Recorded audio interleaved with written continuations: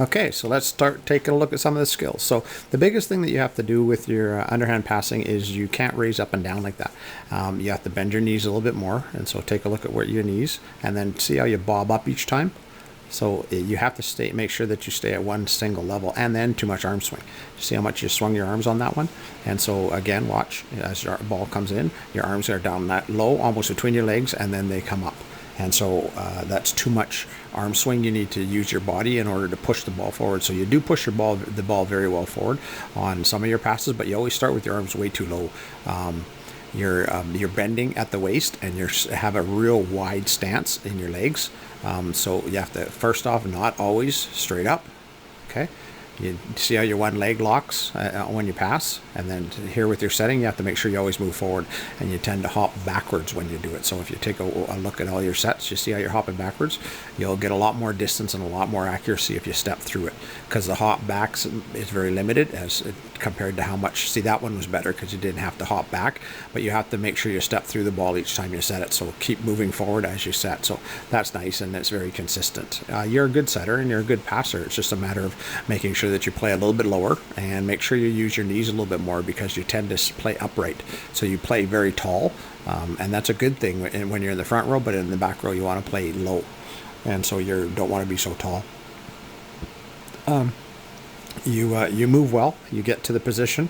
You always have to make sure that you are on your toes, and you can shift from the back to the front as you do your skills, because almost every single skill that you do in volleyball is a forward movement, and you tend to get caught very wide stance, and then tend not to move forward very well. And so on your serving, again, don't dip so low on your toss. Keep your arm a little bit higher, and you have a nice solid pass, and speed up your forward momentum on your spike, and it'll be a lot more powerful.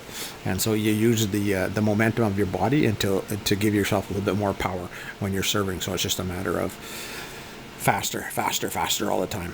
Nice high arm swing, which is nice. You hit it nice and high. Spread your fingers a little bit wider, and then you've got a nice serve.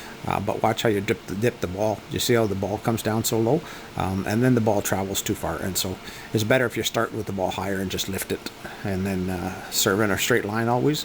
And you're consistent with it, and you're very stable and on balance, which is really nice. You'll notice on both this and your anyways, we'll get to it. See how wide your stance is? That limits how much you're capable of moving, because if your legs are that wide, you see how you're almost double the width of your shoulders. You don't want to be that wide, and what you're doing is you're using that to get yourself a little bit closer to the ground, and what you should be doing is bending your knees to get your butt down a little bit rather than spreading your legs that wide, because it limits how quickly you can move. And then notice that when you just pass, you're very off balance, and so you want to be very balanced when you're passing. And so don't use the up and down motion. Use a forward motion when you're setting to get the distance, and so it's always pushing it forward. You're very consistent when you watch the ball. The ones you have the problems with are the ones that are outside your center or in front of you. So in front of you, it's because your stance is so wide, you can't bend your knees to get down a little bit lower. But you're very intelligent when it comes to the way you play, and you move very well, and so you have to just use your knees a little bit more. Watch your landing. That's a concern. Just see how you land. When you land, you need to always force your butt out. So you push your butt back in order to land a little bit softer, because you always land with really straight legs. You're going to start hurting your knees, and because you're landing and you're not cushioning at all. And so just bend a little bit lower when you hit, so you're down lower than what you are. You notice how you land upright all the time? You're a very consistent hitter. You're a powerful hitter. Your timing's really good. You reach nice and high. Your forward momentum is good. You don't hang yourself on the net a lot, and so you're very consistent in the front row when it comes to those type of things. But watch how hard you land. So you have to really cushion a lot more than that. And so you know that drill and jump training where we jump and you held it for 3 seconds? You need to hold it. You need to land that way and then hold a lot lower than what you are, because that's really hard on your knees the way you're landing. Forward blocking, make sure you reach. You're a very consistent blocker, but you want to make sure you look at the ball and look up.